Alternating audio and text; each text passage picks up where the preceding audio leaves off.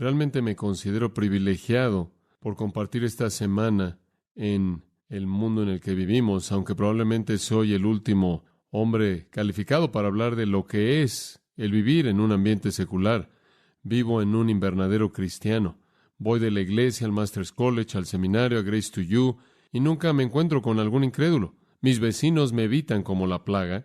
Si me ven venir, huyen al garage y cierran la puerta porque están seguros de que les voy a dar un sermón del infierno, les voy a pedir dinero para algún ministerio. Eso no es verdad, pero se acerca. Me evitan. Tengo que trabajar realmente duro en tener relaciones con los incrédulos. Tengo que trabajar realmente duro en establecer relaciones con gente no cristiana, porque son raros en mi mundo y lamento eso. Me gustaría que no fuera el caso. He tenido la oportunidad de llevar a algunas personas a Cristo, gente que realmente no me conocen en el ambiente cristiano, sino que me acaban de conocer en otro ambiente y considero eso un privilegio. No trato de revelar toda la historia acerca de mí cuando conozco a alguien que es una persona no creyente, pero trato de establecer una amistad con ellos como un ser humano y ver si puedo tener un impacto para Cristo. Ustedes tienen un escenario en donde tienen más oportunidades de conocer a gente que no se rodea constantemente de gente cristiana, y esa es una oportunidad maravillosa para ustedes.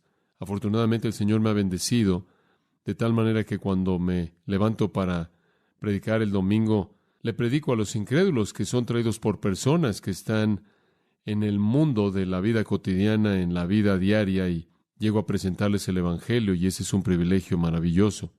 Quiero hablar un poco en el sentido amplio acerca de la responsabilidad del cristiano en una sociedad pagana. Simplemente quiero dar una especie de panorama general. Abran su Biblia en Tito capítulo 3, solo quiero ver este pasaje durante el tiempo que tengo. Hay mucho aquí y obviamente no vamos a poder cubrirlo todo, pero realmente es un pasaje muy importante, Tito capítulo 3. Necesitamos tener un poco de trasfondo. Tito era un discípulo joven del apóstol Pablo. A Tito se le dio la responsabilidad de ser enviado a un lugar llamado Creta. Creta fue una isla, como ustedes saben, y la responsabilidad de Tito en Creta era de edificar iglesias y desarrollar liderazgo en esas iglesias. Hasta donde puedo recordar, hubieron unos 100 pueblos y ciudades en la isla de Creta, entonces había mucho trabajo que hacer y muchas ciudades, muchas iglesias que plantar. Y en el capítulo 1, versículo 5, a Tito se le dice que fue dejado en Creta para continuar con lo que quedaba, continuar fortaleciendo y desarrollando iglesias y establecer ancianos en cada ciudad. Ese sería un gran trabajo, como dije, porque habían más de 100 iglesias potencialmente en los pueblos y ciudades de ese lugar. Ahora, los cretenses eran personas difíciles con quien tratar. Vayan allá al capítulo 1, versículo 10. Eran rebeldes, hablaban cosas que no debían, eran engañadores, especialmente los de la circuncisión, que necesitaban ser callados. Entonces tenía que enfrentar mucha enseñanza falsa que ya se había infiltrado en Creta. No nada más tenía que entrar y ofrecerse como el primer promotor de la verdad. Llegabas a la ciudad y encontrabas que ya habían sectas, falsos maestros en todos esos lugares. Y además, los cretenses mismos, versículo 12 dice, eran mentirosos, malas bestias, glotones ociosos. No creo que la Cámara de Comercio local habría colocado eso en el folleto de Creta, pero esa era la verdad. Eran mentirosos, bestias malas, glotones ociosos. Y Pablo dice en el versículo 13, este testimonio es verdadero, los he conocido, le está diciendo, y esa es una evaluación correcta. Entonces, tenías algunos problemas desafiantes cuando ibas a Creta. Tenías una sociedad muy pagana, gente entregada a las mentiras, gente entregada a una existencia tipo bestial, gente entregada a la pereza. Estaban viviendo en un clima mediterráneo muy templado y se aprovechaban al máximo de no hacer nada. Tú ibas ahí a plantar iglesias y este es un ambiente muy pagano. Lo que existe ahí es la religión falsa, gente que habla cosas que no debiera, engañadores, están por todos lados. Y esto es más bien típico de las iglesias del Nuevo Testamento. Eran islas muy pequeñas en un mar de paganismo y existían en un contraste absoluto a todo lo que había en su cultura. Y solo quiero que tengan una idea de esto. En el mundo gentil, ni la Biblia, ni la moralidad bíblica, ni el cristianismo tenía algún perfil. No existía algo tal como la moralidad cristiana. No existía algo tal como cristianos en lugares de influencia. Hasta donde sabemos, no hubo ningún político cristiano, no hubo ningún gobernante cristiano, no hubo ningún gobernante o líder cristiano, ni siquiera hubo ningún atleta cristiano. Hasta donde sabemos, no hubo ningún cristiano de ninguna influencia en absoluto en la sociedad griega. Todo era paganismo, todo era idolatría, todo era impiedad a un grado u otro, en una definición u otra. Y también sabemos que la primera iglesia nunca intentó establecer la moralidad cultural.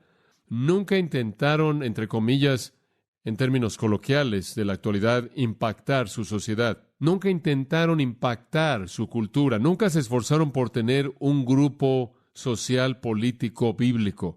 Nunca se involucraron en tratar de elegir a ciertas personas en posiciones políticas. Nunca se involucraron en tratar de empujar a la gente para que ascendiera en alguna escalera social o alguna escalera de influencia, teniendo la idea de que de alguna manera podían tener alguna influencia grande, moral, en su sociedad.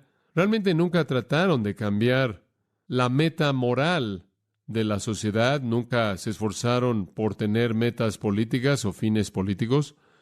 Únicamente buscaron hacer una cosa, y eso fue alcanzar a los no salvos con el Evangelio. Eso fue lo único que buscaron hacer. No tenían otro objetivo. Estaban preocupados, como dice allá atrás en el capítulo 2, versículo 5, porque la palabra de Dios no fuera blasfemada. Estaban preocupados en el versículo 8 porque los incrédulos no tuvieran nada malo que decir de ellos. Estaban preocupados, según el capítulo 2, versículo 10, de que la doctrina de Dios, nuestro Salvador, fuera adornada en todo respecto. Lo único que les preocupaba era el evangelismo. Lo único que les preocupaba era traer la palabra de Dios al foro público para que la gente pudiera oír la verdad de Dios. Estaban preocupados por vivir vidas piadosas para que no se pudiera decir nada malo de ellos. Estaban preocupados por adornar la enseñanza acerca de Dios como Salvador al demostrar vidas salvas. El filósofo Heine, alemán, una vez dijo: muéstrame tu vida redimida y quizás me veré inclinado a creer en tu Redentor. No. Estaban preocupados por demostrar la redención mediante vidas redimidas. Y creo que estaban en lo correcto y necesitamos volver a capturar eso. La primera iglesia buscó únicamente alcanzar a los incrédulos con el Evangelio de Cristo. No tuvieron metas políticas para la cultura. No tuvieron fines morales para la cultura. No se enredaron como los cristianos en la actualidad en la elección y la política. No se enredaron en moralizar a la sociedad como tanta gente cristiana y organizaciones cristianas lo hacen en la actualidad. Tenían una cosa en mente, y eso era traer a la gente perdida al conocimiento de Dios mediante la fe en Jesucristo. Y simplemente les recuerdo que esa es la razón por la que existimos en la actualidad. Estamos en una isla en medio de un mar de paganismo, y nuestra responsabilidad no es moralizar la cultura. Nuestra responsabilidad no es involucrarnos en la política para que podamos llevar a gente al poder que pueda cambiar la moralidad cultural. Nuestra responsabilidad es redentora. Nuestra responsabilidad es evangelística. Ahora, reconozco que en Estados Unidos hemos experimentado una cultura cristiana, y eso es muy diferente de cualquier cosa que los cristianos en el mundo gentil del Nuevo Testamento jamás experimentaron. Es muy diferente de lo que los cristianos en muchos lugares en el mundo en la actualidad experimentan. Hay cristianos en Israel quienes, como algunos de ustedes saben, los que han estado en IBEX, se dan cuenta ustedes que no vivir en una cultura cristiana o nada de lo que jamás ha sido una cultura cristiana. Hay cristianos en partes árabes del mundo. Recientemente hablé con algunos que están en el Medio Oriente, en países árabes, viviendo su fe cristiana, sin tener absolutamente ninguna influencia en el mundo político, ninguna influencia en elementos morales de su cultura, únicamente esforzándose por llevar el evangelio a musulmanes que están perdidos. Hay cristianos en ambientes paganos, así como los hay en India, dominados por el hinduismo, y otros lugares como Pakistán y Bangladesh, en donde en algunas maneras son más anticristianos de manera severa. Hay cristianos viviendo su cristianismo en elementos de la sociedad africana, en donde la persecución es tan severa que miles de ellos están muriendo cada año, y más cristianos alrededor del mundo en la actualidad están muriendo por el Evangelio de lo que jamás habían muerto en la historia de la iglesia. Hay una enemistad fuerte hacia la fe cristiana. Y en esas mentes cristianas realmente no hay un esfuerzo real por cambiar la cultura. No hay una expectativa por parte de ellos de que la cultura de alguna manera debe adaptarse a sí misma a la moralidad cristiana. Se ven a sí mismos como una isla de verdad en medio de un mar de paganismo. Pero nosotros en Estados Unidos hemos disfrutado de cierta influencia del cristianismo en nuestra cultura. Y ahora, conforme lo vemos morir, conforme lo vemos desvanecerse en lo que distintivamente ahora es una cultura no cristiana, no nos gusta eso, particularmente la generación mayor, mi generación y quizás una generación adelante de ustedes, sus padres. No les gusta eso. No les gusta lo que está pasando en Estados Unidos. Se molestan por eso mucho. Pat Robertson tuvo una reunión después de el desayuno nacional de oración en Washington, D.C., y el diseño de esa reunión fue llamar a la formación de una liga de contraataque cristiana, una liga de contraataque cristiano. Hay una liga de contraataque judío que existe para tratar de detener a la gente de perseguir a los judíos, y él quería comenzar una liga de contraataque cristiano. Esta es una cita, él dijo esto: nos han llamado necios, y entonces los llamaremos intolerantes. Los cristianos están cansados de ser pisados, y el tiempo ha llegado para defender los derechos de los cristianos. Fin de la cita. Bueno, algunos comentaristas que salieron de esa reunión dijeron que Pat Robertson se puso de pie y declaró la guerra en contra de los no cristianos. Esa es una perspectiva extraña, ¿no es cierto? ¿Acaso los no cristianos son el enemigo o son el campo misionero? No son el enemigo. No deben ser odiados. No debemos pelear contra ellos. No debemos menospreciarlos. No debemos despreciarlos. No debemos atacarlos. Son las personas mismas a las que se nos ha llamado a alcanzar. Frecuentemente veo TVN, esta cadena cristiana, y me saca de la apatía. Cuando llego a volverme indiferente al error, simplemente enciendo TVN durante 15 minutos y estoy listo para salir a pelear por la verdad. Y ocasionalmente oigo a Paul Crouch atacar de manera abusiva a los no cristianos en los medios masivos de comunicación. Lo he oído maldiciéndolos, pronunciando juicio divino sobre ellos, condenándolos porque cuestionan la integridad de él y de su esposa y de su organización. Él está promoviendo un odio y enemistad amargos hacia los no cristianos. En el verano de 1991 hubo algo llamado el Proyecto Josué, y anunciaron que iban a tener una conferencia. De hecho, ese anuncio estuvo en muchos diarios y publicaciones cristianas, muchos de nosotros lo vimos, y el diseño del proyecto iba a tener esta reunión nacional enorme, el Proyecto Josué, y el diseño era, y cito, retomar la cultura. Vamos a atacar a la gente que son pro aborto, vamos a atacar a la gente pro homosexual, vamos a atacar a estas personas que apoyan los derechos de las mujeres, vamos a atacar a estas personas que están desintegrando la familia, vamos a atacar a estas personas que quieren todas estas libertades morales y demás. De hecho, la conferencia describió su propósito como y cito, sonar la alarma, infundir la visión, establecer el liderazgo que nos capacitará, que nos dará la capacidad de reclamar el corazón de nuestra cultura. ¿Sabes una cosa? Cuando dicen eso, se oye tan noble, pero lo es. Eso es lo que debemos hacer. No estoy diciendo que Dios no espera que seamos sal y luz en el mundo. Claro que lo espera. No tenemos ningún mandato a retomar la cultura. Francamente, no importa si te vas al infierno como policía o como prostituta.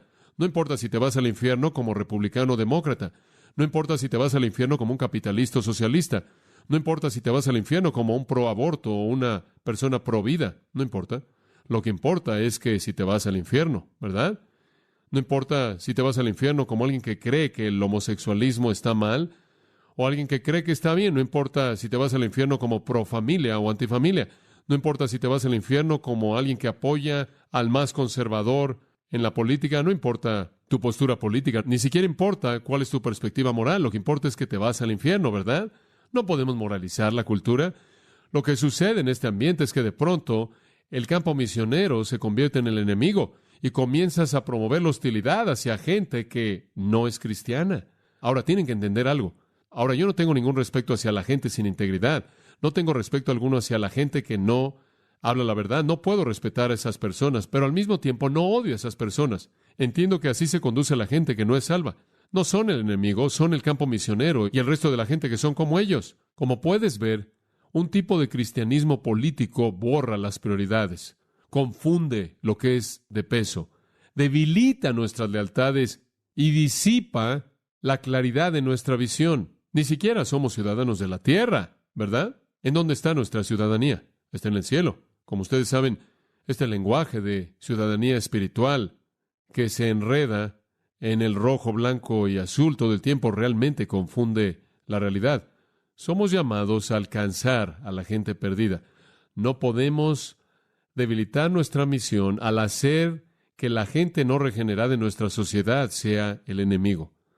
Podemos odiar los pecados, inclusive podemos tener un rechazo santo del pecador, en el sentido de que sentimos la misma actitud hacia el pecador que Dios tiene, y Él está airado contra el impío todos los días, pero no podemos jamás convertir al pecador en el enemigo, porque somos su única oportunidad para encontrar la vida.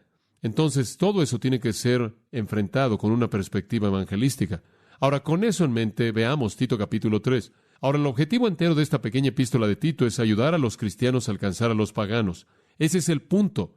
En el capítulo 1, versículo 3, dice Dios nuestro Salvador.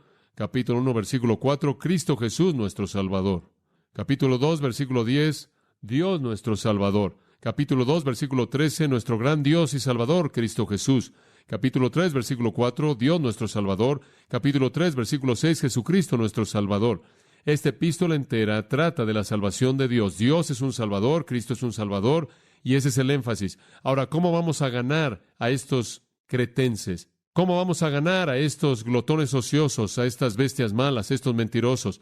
¿Cómo vamos a ganar a estas personas que no tienen moralidad? Estas personas de lo más bajo que no son mejor que un animal salvaje, que no son mejor que un perezoso bueno para nada, que no son mejores que un engañador y un mentiroso, que están enredados en doctrina falsa, sectas y lo que estaba pasando ahí. ¿Cómo vamos a alcanzar a estas personas? ¿Cómo vamos a llevarlos a la verdad de Dios, el Salvador, y Cristo, el Salvador? ¿Cómo vamos a vivir nuestras vidas de tal manera que la palabra de Dios no es deshonrada? ¿Cómo vamos a vivir nuestras vidas de tal manera que no haya nada malo que decir de nosotros? ¿Cómo vamos a adornar la doctrina de Dios como Salvador al demostrar cómo se ve una vida salva? ¿Cómo vamos a hacer eso? ¿Qué se nos llama hacer? ¿Se nos llama atacarlos en el área política? No. Esto es lo que somos llamados a hacer. Veamos el versículo 1. Pablo le dice a Tito, ahora dile a los creyentes esto. Recuérdales que se sujeten a los gobernantes y autoridades, que obedezcan, que estén dispuestos a toda buena obra, que a nadie difamen, que no sean pendencieros, sino amables, mostrando toda mansedumbre para con todos los hombres, porque nosotros también éramos en otro tiempo insensatos, rebeldes, extraviados, esclavos de concupiscencias y deleites diversos, viviendo en malicia y envidia, aborrecibles y aborreciéndonos unos a otros. Pero cuando se manifestó la bondad de Dios nuestro Salvador y su amor para con los hombres, nos salvó, no por obras de justicia que nosotros hubiéramos hecho, sino por su misericordia, por el lavamiento de la regeneración y por la renovación en el Espíritu Santo, el cual derramó en nosotros abundantemente por Jesucristo nuestro Salvador, para que, justificados por su gracia, viniésemos a ser herederos conforme a la esperanza de la vida eterna. Palabra fiel es esta, y en estas cosas quiero que insistas con firmeza, para que los que creen en Dios procuren ocuparse en buenas obras. Estas cosas son buenas y útiles a los hombres. ¿Escucharon esa última línea? ¿Quieres alcanzar a la gente? Aquí están las cosas que son buenas y útiles. Esa es una afirmación que se refiere a tu influencia evangelística. Lo que es bueno y útil para la gente que te rodea se te acaba de dar en los versículos 1 al 8. Ahora, dividamos esto. Pablo le dice a Tito, dile a la gente, recuérdale a la gente, imperativo presente, este es un deber regular, recuérdale a la gente que deben hacer estas 4 cosas. En primer lugar, deben recordar su responsabilidad en la sociedad. Recuerden su responsabilidad en la sociedad. Y él da 7 virtudes. Que se sujeten a los gobernantes y autoridades, que obedezcan, que estén dispuestos a toda buena obra, que a nadie difamen, que no sean pendencieros, sino amables, mostrando toda mansedumbre para con todos los hombres. 7 virtudes. ¿Quieres saber cómo vivir en la sociedad? Aquí está cómo. Primera virtud. Sujétate a las autoridades. Ahora, tu gobernante podría ser César, tu gobernante podría ser Pilato, tu gobernante podría ser Félix, podría ser Festo, podría ser Agripa, Podría ser Herodes, podría ser Stalin, podría ser Hitler, podría ser Saddam Hussein, que se sujeten a los gobernantes y autoridades. Son principios básicos. Eso es lo que se nos manda hacer. Esa es ciudadanía. Ese es el tipo de conducta buena en la sociedad que da un testimonio a un mundo incrédulo y que está observando. No siempre estamos de acuerdo con los líderes, pero siempre somos llamados, según 1 Timoteo 2. Debemos orar por los reyes y por todos los que están en autoridad, y debemos vivir una vida afable y apacible en toda piedad y honestidad.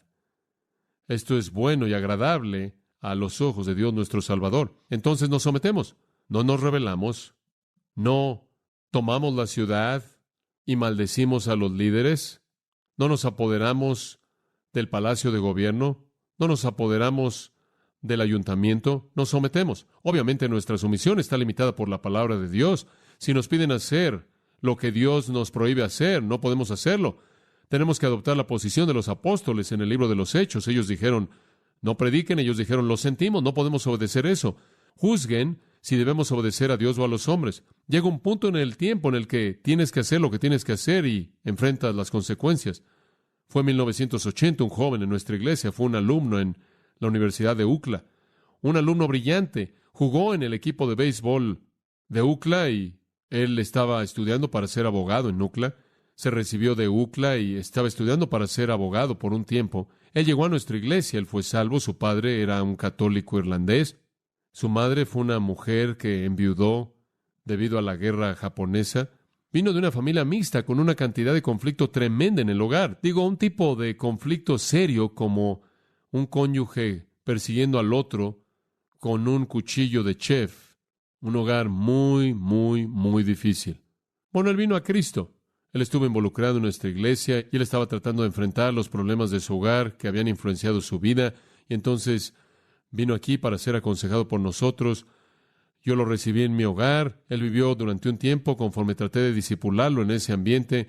Y muchos otros de nosotros tratamos de trabajar con él. Lo llevamos a la palabra de Dios, oramos con él, le enseñamos las Escrituras, le enseñamos cómo enfrentar los pecados en su vida y demás. Y hicimos lo que pudimos hacer por hacerlo crecer en el Señor. Y fue una situación trágica. Él trató de matarse a sí mismo.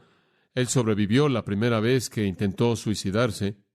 Y él vino a quedarse otra vez en nuestra casa conforme tratamos de ayudarle a recuperarse de eso y realmente lo bañamos en la verdad de Dios. Pero él dejó la casa después de un tiempo y entró en otro conflicto con su padre. Fue tan volátil que él deseó realmente en el momento lastimar a su padre de una manera de la cual su padre nunca pudo recuperarse.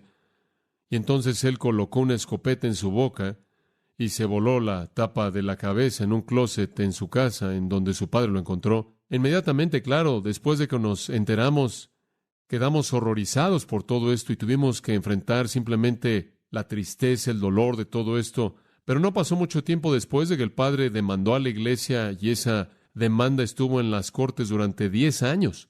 Tuve que defenderme contra lo que se llamó negligencia del clero, el primer caso de negligencia del clero en la nación, en el mundo hasta donde sabemos. Bueno, para acortar la historia, ese caso estuvo en litigio durante 10 años. 10 años. Y el caso se basó en esto. Estas personas son ineptas, no están calificadas y contribuyeron a su precondición para que él se suicidara al aconsejarlo a partir de la Biblia. Ellos deben ser considerados culpables por eso. Ellos deben pagar una cantidad enorme de dinero. Obviamente todas las demandas tienen que ver con dinero para compensar a la familia por la pérdida del hijo, porque ellos contribuyeron a la condición del hijo al hablarle acerca del pecado y hacerlo sentir más culpable, más culpable, más culpable. Supimos que eso no tuvo nada que ver con él, todo tuvo que ver con su enemistad con su padre, pero nos arrastraron a la corte. Trajeron a los expertos, trajeron a todo tipo de personas para tratar de destruir la credibilidad de la iglesia, etcétera, etcétera, etcétera. Y tuve que declarar y lo único que dije fue básicamente, resumiéndolo, fue simplemente esto.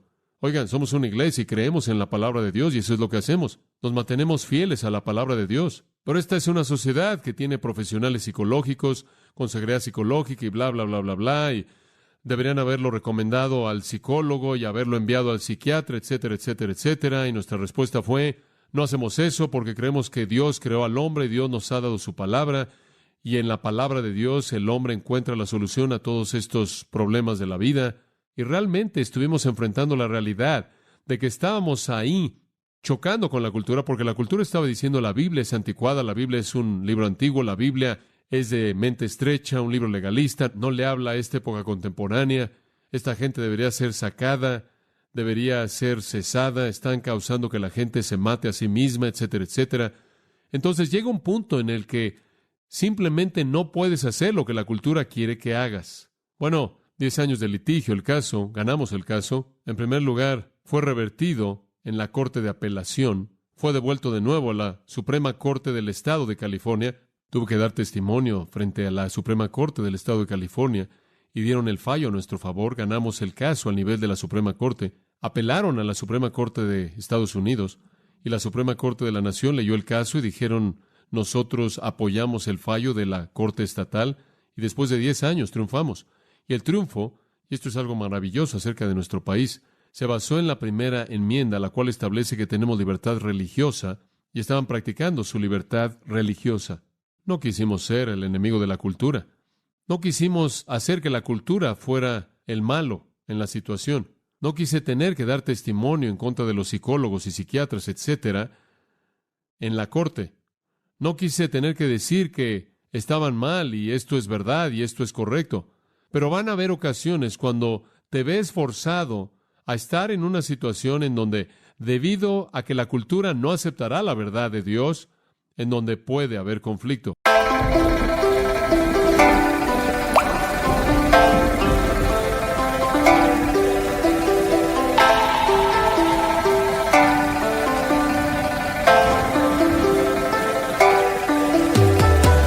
Ca buồn mà cất lời không lên, người đi mất mà nhất thời không quên, lòng u tối dù đất trời không đêm, kể từ khi sống lấy lất đời không em. Đầu quay cuồng trong hơi men, đôi chân về nơi quen, dấu vết chẳng hề phai, và rồi chợt nhận ra và vô tình khơi thêm ký ức buông lơi êm mà đã từng kể vai và ngồi. Chẳng cần thiết phải viết lên sử sách mà lại phải nếm trải chuyện não nề.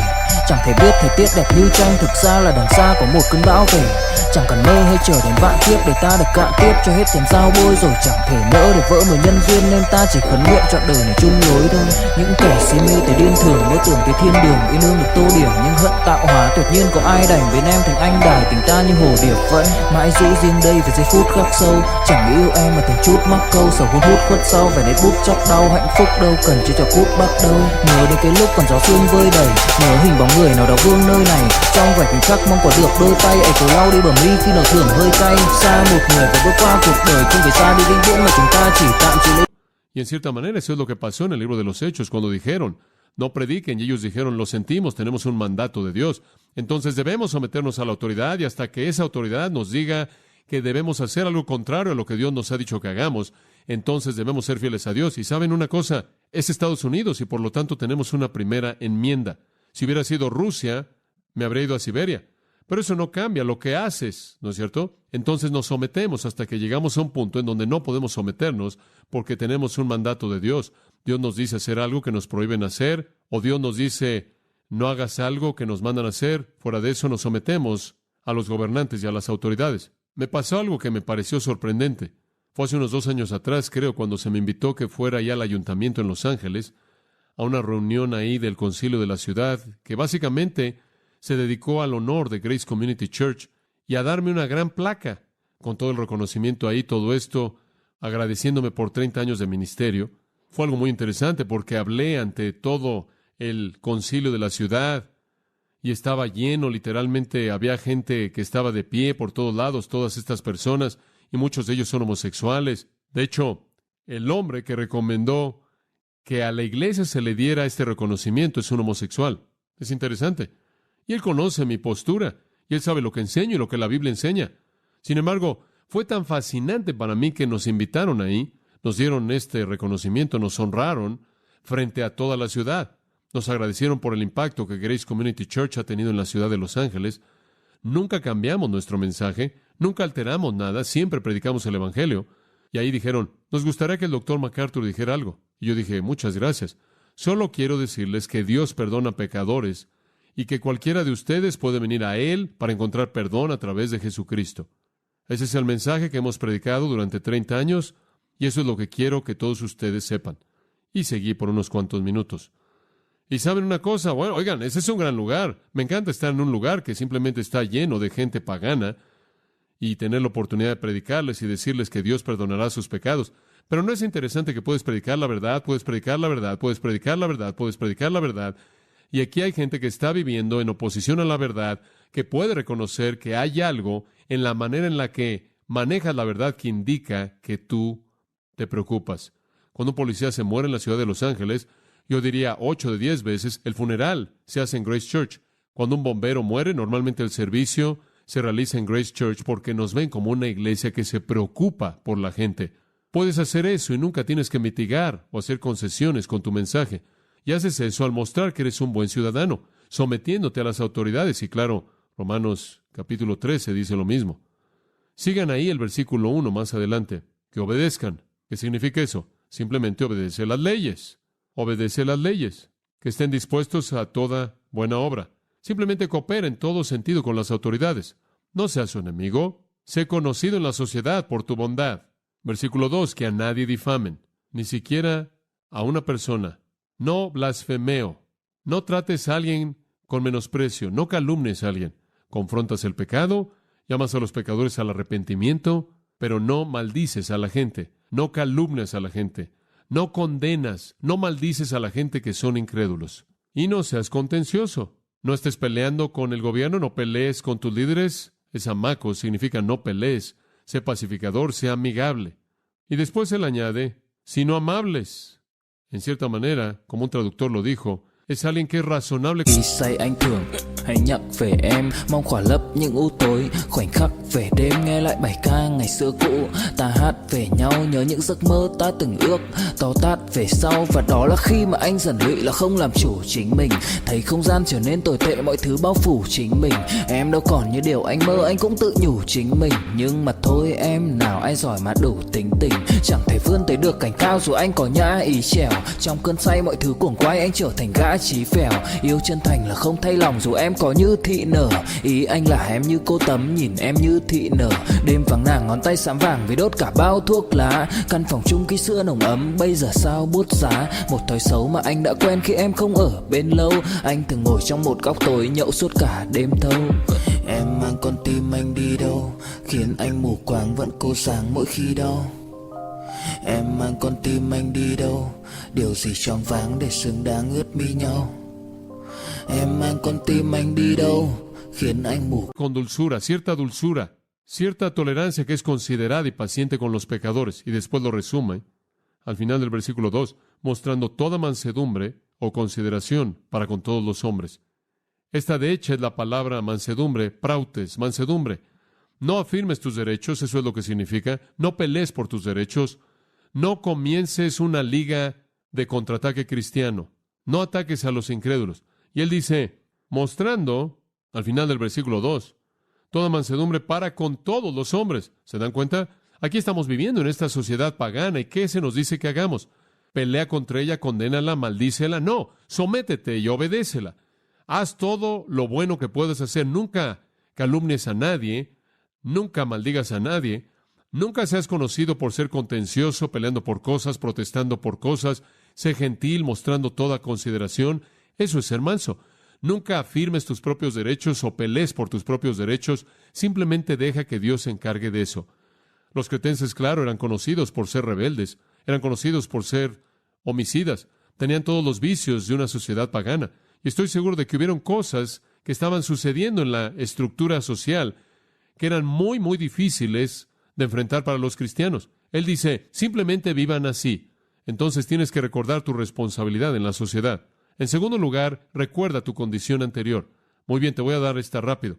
Recuerda tu condición anterior. Esto es realmente bueno. Mi reloj se detuvo al cuarto y pensé que esto fue glorioso hasta que vi que no estaba funcionando. Ahora observa el versículo 3.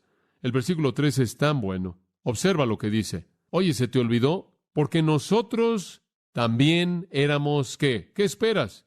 Tú esperas que un incrédulo actúe como un incrédulo. Antes de que empieces a calumniar y antes de que empieces a pelearte y antes de que seas contencioso y enojado y desconsiderado y antes de que defiendas tus derechos y pelees contra la cultura y ataques a los no salvos como si fueran el enemigo, por favor recuerda que nosotros también éramos en otro tiempo insensatos, rebeldes, extraviados, y Él aquí da 7 características de los impíos, como vieron 7 virtudes en los versículos 1 y 2. Hay 7 características del pecador: insensatos, rebeldes, extraviados, esclavos de concupiscencias y deleites diversos, viviendo en malicia y envidia, aborrecibles y aborreciéndonos unos a otros. ¿Qué esperas? ¿Qué esperas? Tú solías ser así. 7 virtudes en los versículos 1 y 2, 7 vicios en el versículo 3. Éramos insensatos, ignorantes, éramos desobedientes, estábamos engañados, andábamos ahí perdidos tratando de entender la verdad, estábamos esclavizados a varios epitumea y eidonai, varias pasiones, diferentes tipos de placeres. Pasamos nuestra vida en malicia, esa es la palabra para maldad, impiedad. Éramos envidiosos, aborreciéndonos unos a otros, egocéntricos, consumidos con nosotros mismos. Digo, ¿qué esperas? Eso describe a la gente inconversa. Y solíamos ser así. ¿Se te olvidó eso? ¿Qué esperas de ellos? No espero del presidente de los Estados Unidos actuar de manera diferente de lo que él actúa. ¿Por qué debe él ser virtuoso? ¿Por qué es que él no va a tener un grupo de mujeres aquí, ahí y por todos lados? ¿Qué esperas? La gente que no está convertida vive esclavizada a varias concupiscencias y placeres. Bueno, ¿por qué esperamos que él le obedezca a la Biblia? ¿Por qué esperamos que él promueva la moralidad bíblica? Porque la gente inconversa es desobediente y está engañada.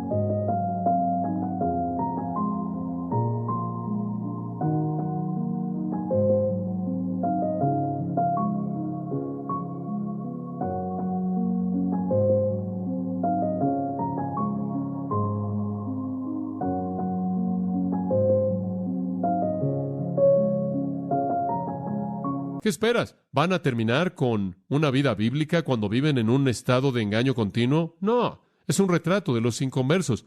Están ciegos a Dios, están ciegos a la realidad espiritual, son rebeldes a la ley de Dios, se resisten a su verdad, están totalmente engañados acerca de lo que es verdad, están engañados acerca de lo que es correcto, están en esclavitud a la pasión irracional, se alimentan del trato perverso de otras personas, están llenos de odio y hostilidad y egoísmo. Eso es lo que significa ser inconverso.